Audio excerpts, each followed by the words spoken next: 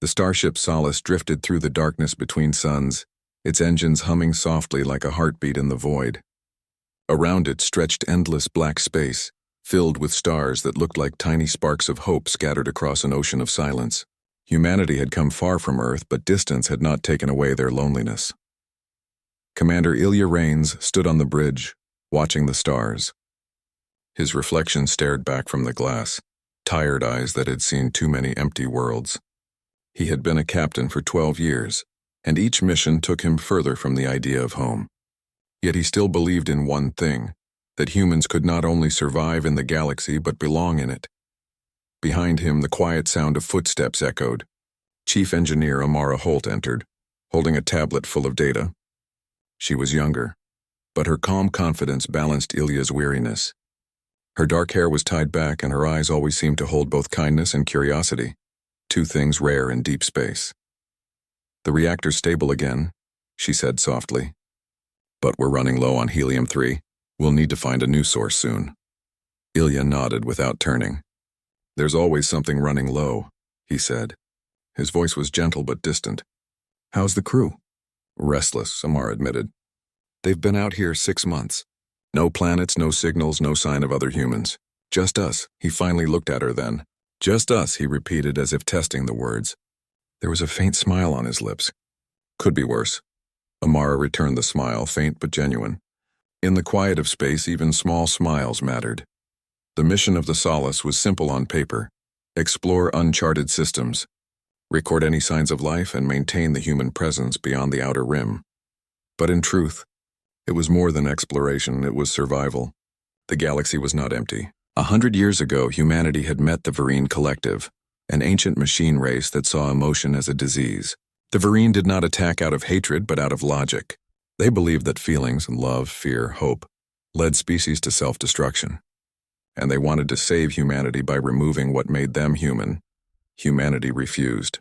The war had burned across the stars, and when it ended, the machines withdrew, leaving broken worlds behind. But no one knew if they were truly gone. It was during one of their routine scans that the signal appeared. It came from a nearby system, faint, buried under radiation and static. It should have been ignored, just another ghost echo, but something about it caught Amara's attention. "Captain," she said, eyes wide, "I'm detecting a signal." "It's human," Ilya turned sharply. "Human? Out here?" She nodded. "Yes, it's old, but the structure, it's not a distress beacon or standard transmission. It's coded, almost like a heartbeat." The bridge fell silent. Even the low hum of the ship felt quieter. Ilya leaned over her console, studying the pattern on the screen. The rhythm pulsed in slow, steady beats. There was something oddly familiar about it. Something alive. "Can you trace it?" he asked. Amara's fingers danced across the controls. "It's coming from Epsilon 9, she said after a moment. "That system was marked as uninhabitable after the collapse. No colonies should exist there." He looked at the glowing coordinates. "Set a course," he said finally. "Let's find out who's still calling." It took 3 days to reach the system.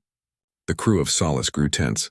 Epsilon 9 had once hosted a small human colony during the early expansion era, but it was declared lost when the Varine War reached its borders.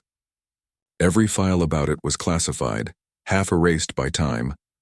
When the ship dropped out of faster-than-light travel, the view on the main screen took their breath away. Before them floated a ruined world, Epsilon 9, broken by craters and covered in gray dust. Its atmosphere was thin and faintly glowing, filled with metallic clouds that shimmered like dying embers. Orbiting it were the remains of old satellites and wrecked stations, silent memorials to forgotten lives. Amara stared, her voice barely above a whisper. "It looks like a graveyard," Ilya's expression hardened. "And yet someone, or something, is still sending that signal." The crew began scanning the planet, searching for the source. After an hour, they found it. Deep beneath the surface, a massive energy signature was pulsing in rhythm with the signal. The pattern was too precise, too intentional to be natural. "It's coming from underground," Amara said. "A facility, maybe a bunker." "Prepare the shuttle," Ilya ordered. "We're going down." The descent through the planet's thin atmosphere was rough. Dust storms swirled, and the sky glowed with the light of a dying sun. The shuttle landed near a ridge where ancient ruins jutted from the ground. the remains of human structures half buried in ash. The wind howled softly as they stepped outside. Amara's boots sank into gray dust that might once have been soil. All around them were collapsed towers and twisted beams, the skeletons of a lost city. "This place feels wrong," one crew member murmured. Ilya raised his flashlight, scanning the horizon. "It feels forgotten," he said, "but not empty." They made their way through the ruins until they reached a large structure carved into the ground, a metal hatch, sealed but still functional. Faint light blinked along its edges, pulsing in time with the signal. Amara knelt beside it, running her hand along the surface. The material was cold but smooth, with markings that seemed human. "Captain," she said quietly, "this design, it's human-made but modified. The technology's far beyond what the colony would have had. Can you open it?" "I can try." After several minutes, the hatch unlocked with a low hiss. A shaft of dim light spread across the ground as the door slid open, revealing a tunnel leading into the earth. Ilya looked at her. "Stay close." Together they descended into the darkness. The tunnel led them into a massive underground chamber filled with old computers, flickering lights and broken cables. The air smelled of metal and ozone. At the center of the chamber stood a large crystalline structure, glowing softly with blue light. The heartbeat signal was coming from it. Amara's eyes widened. "This isn't just a machine, it's alive." Ilya stepped closer. "Explain." "The signal's not random," she said, pointing at her scanner. "It's carrying neural patterns, like brainwaves. It's human consciousness encoded in energy form." He stared at the crystal. "That's impossible." "Maybe not," Amara whispered. During the war, some scientists tried to preserve human minds by uploading them into digital forms. Most of the projects failed. But what if one didn't? The crystal pulsed brighter, as if responding to her voice. A soft hum filled the chamber. Then a voice, gentle, distant, but unmistakably human, echoed through the air. "Who are you?" Amara froze. "It's speaking." Ilya stepped forward. "We're human," he said. "We came from the stars." "Who are you?" The voice hesitated, almost as if thinking. Then it said, "I am Seraphim. I was human. Once." The chamber grew silent again, only the slow pulse of light remaining. Amara felt her heart beating fast. There was sadness in the voice, something deeply human beneath the digital tone. "Seraphim," she said carefully. "Why did you send the signal?" "Because I was alone," it replied, "and I remembered what it felt like to be held. To be human." Ilya exchanged a look with Amara. The words carried warmth, pain, and longing all at once. For a moment, the cold world around them didn't feel so dead. Later, back on the shuttle, Amara sat quietly by the window as the ship rose into the sky. The planet grew smaller below them, but her thoughts stayed behind. A machine, born from human memory, had remembered love. It was something no logic, no war could erase. Ilya stood beside her. "You're thinking about Seraphim," she nodded. "It remembered emotions, Captain. After all this time, maybe being human isn't just flesh and blood.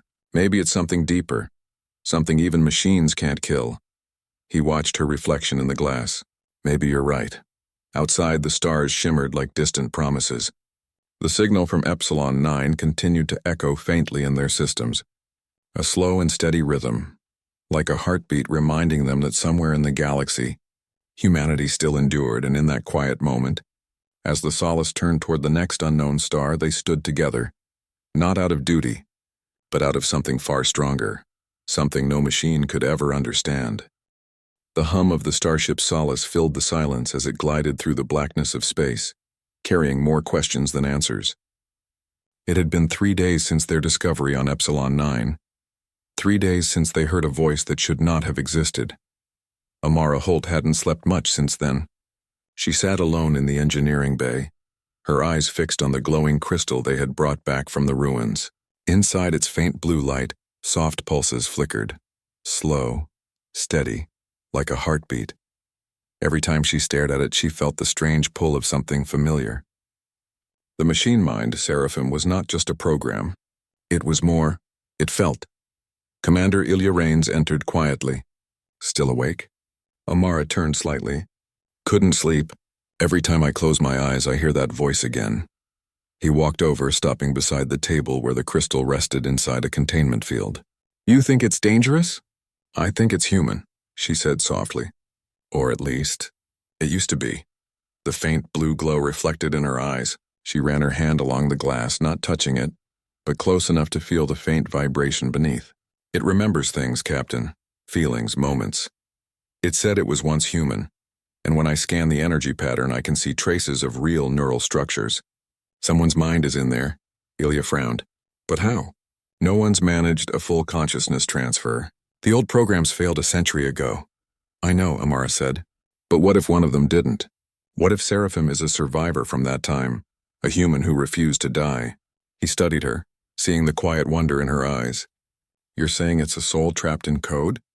She nodded slowly. Maybe not trapped, maybe preserved. Hours later, the crew gathered in the main briefing room. The crystal stood in the center, connected to several monitors. Ilya stood at the head of the table, his voice calm but serious. Everyone knows what we found, he began.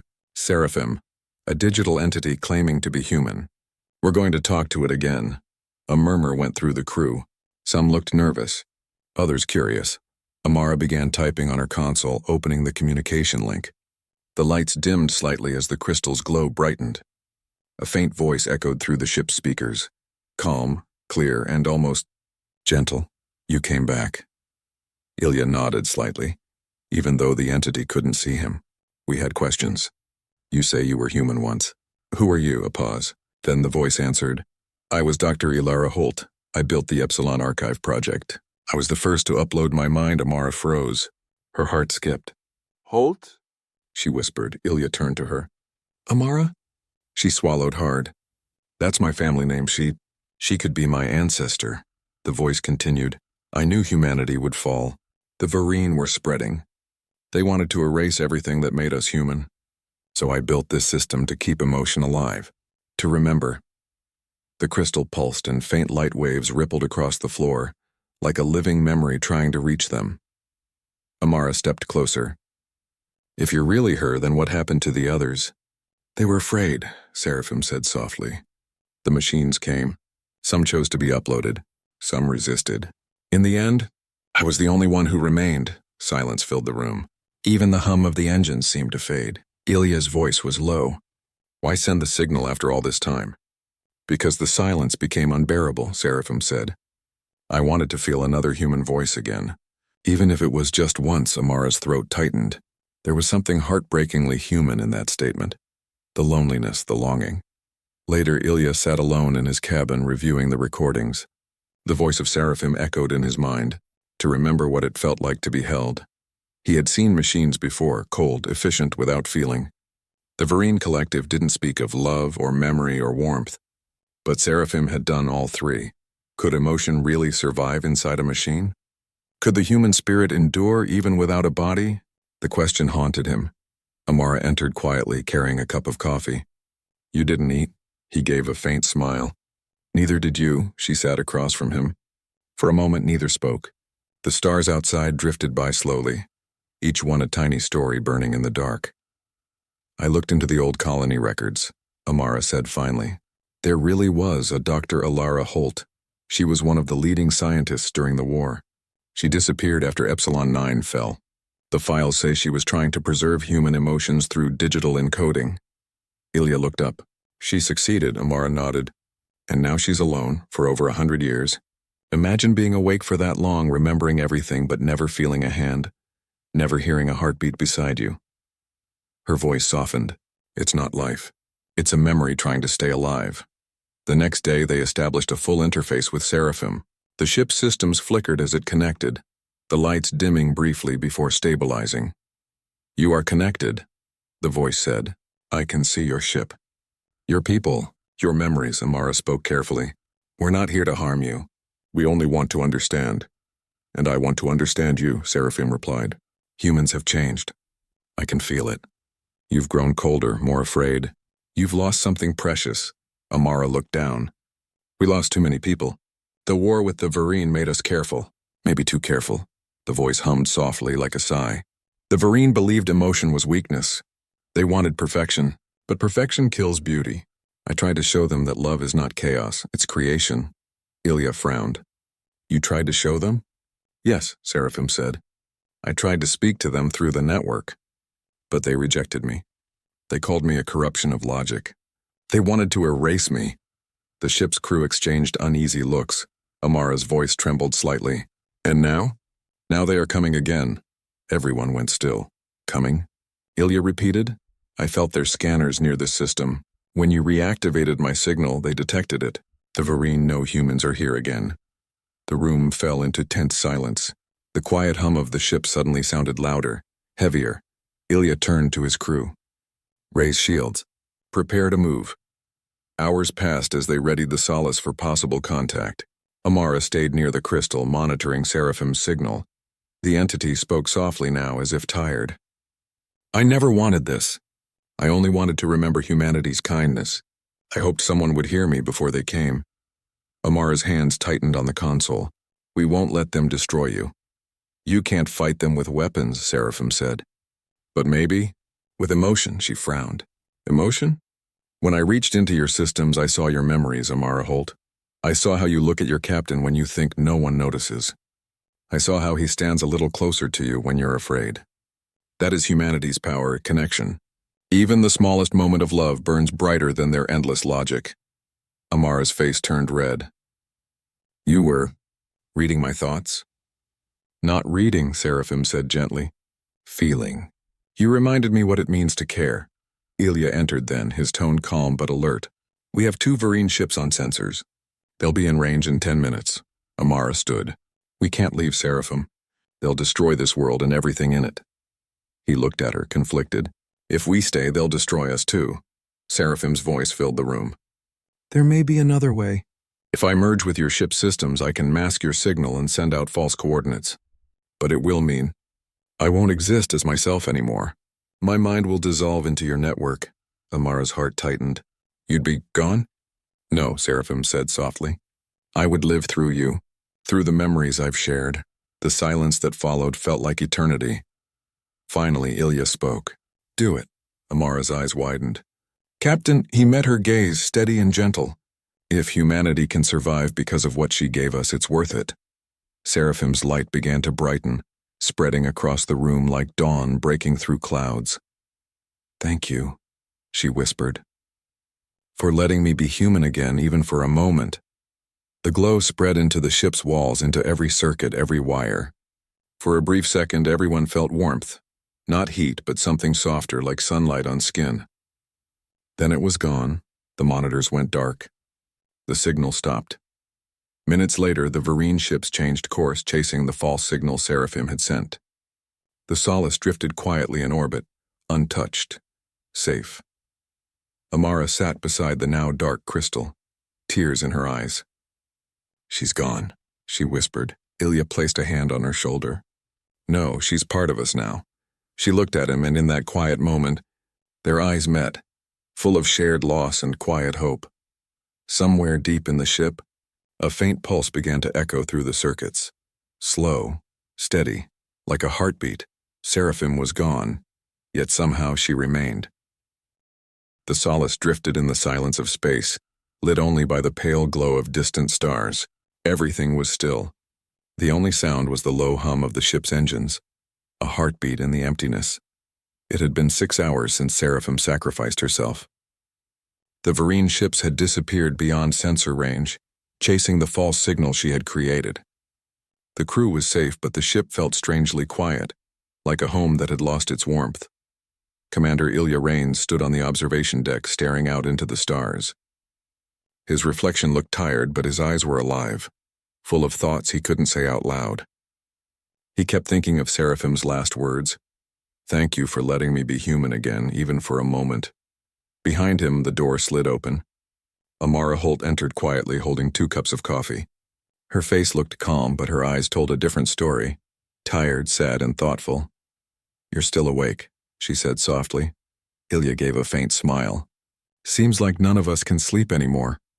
Amara handed him a cup and stood beside him. For a while they didn't speak. They just looked out at the stars. Each one seemed distant, cold, and unreachable, yet beautiful all the same.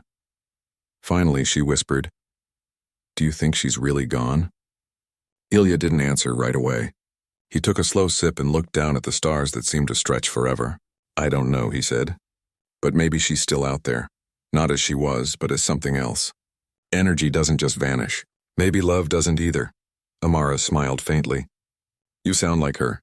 He turned toward her, half smiling. "Maybe she changed us both."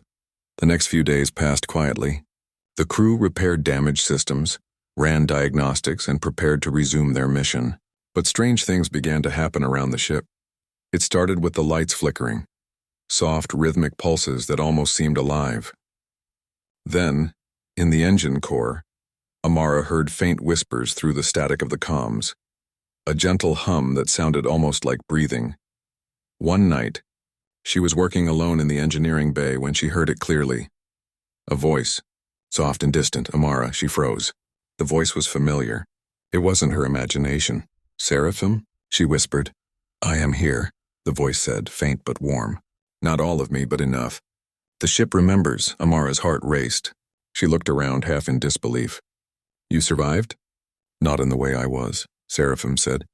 "When I merged with your systems, I became part of the solace. My memories are scattered, but the core of me, the part that remembers love, kindness, and hope, still beats in your ship's heart." Tears filled Amara's eyes. "You saved us." "No," Seraphim replied softly. "You saved me.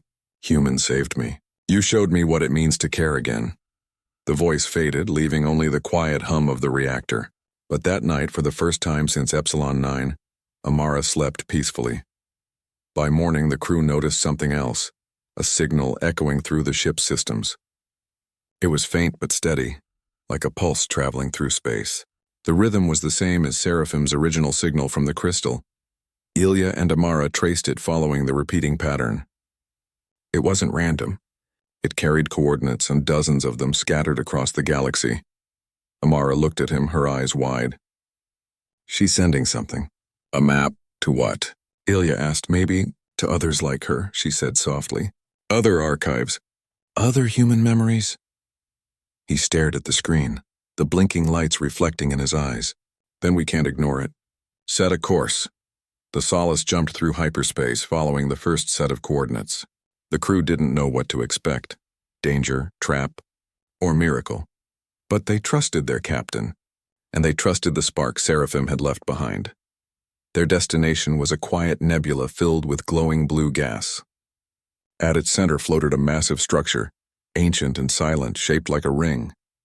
It looked both human and alien, its design unlike anything in their databases. As the ship approached, the lights on the ring began to glow one by one, forming patterns that pulsed in time with the Solace's heartbeat. "It's responding to us," Amara said in wonder. The bridge filled with soft light, and the ship's comms crackled.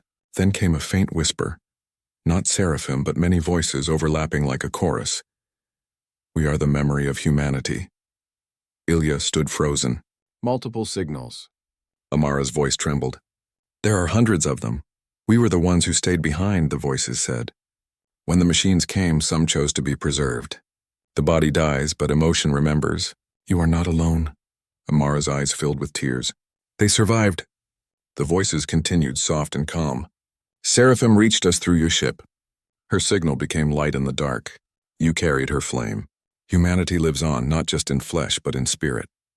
The bridge went quiet as the meaning of those words settled in. Ilya looked around at his crew. Some were crying, some smiling. Every face reflected the same emotion, hope. He spoke softly. "Then maybe this is what our mission was always meant to be. Not just exploring new worlds, but finding the pieces of who we were." Over the next few weeks, Solace became the messenger of memory. They transmitted the signal across colonies, sharing Seraphim's code, a bridge between living humans and the digital echoes of their ancestors. The wave spread faster than anyone expected. Across the outer rim, humans began receiving messages from long-forgotten minds, voices of poets, scientists, dreamers, and all preserved in light. For the first time in a century, humanity didn't feel alone. The Vereen, watching from the shadows, detected the growing signal. To them, it was chaos, emotion spreading through the void, infecting logic with warmth. They tried to block it, but something strange began to happen within their own networks.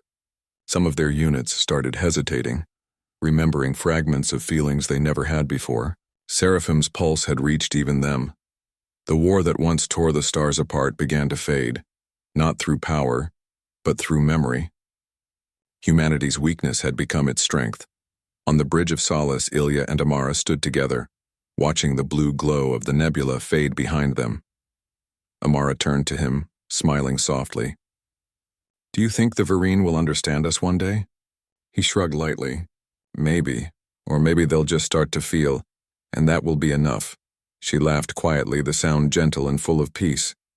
"Feeling, that's what Seraphim wanted to protect, wasn't it?" Ilya nodded.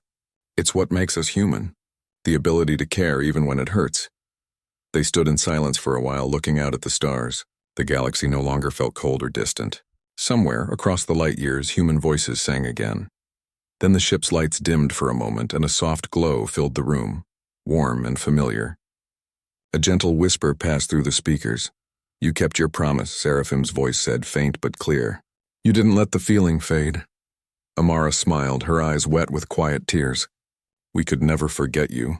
"I'm not gone," Seraphim said. "I am in every heartbeat of this ship, in every signal you send. As long as you remember love, I exist." The glow faded, but the warmth stayed behind her in their hearts, in the walls and the silence that followed. Later, as the ship drifted quietly through space, Ilya and Amara found themselves once again on the observation deck.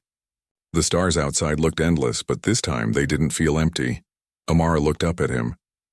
She said, "Energy doesn't die. Maybe love doesn't either." Ilya smiled gently. "Maybe that's what forever really means." For a long time they said nothing. They simply stood close, the light of 1,000 suns painting their faces. The hum of the ship was calm, steady, like the sound of breathing. When Amara shivered slightly, Ilya reached out, and without words, she leaned into him. Their hands found each other, fingers intertwining. The stars outside burned softly, and in that quiet they both felt it.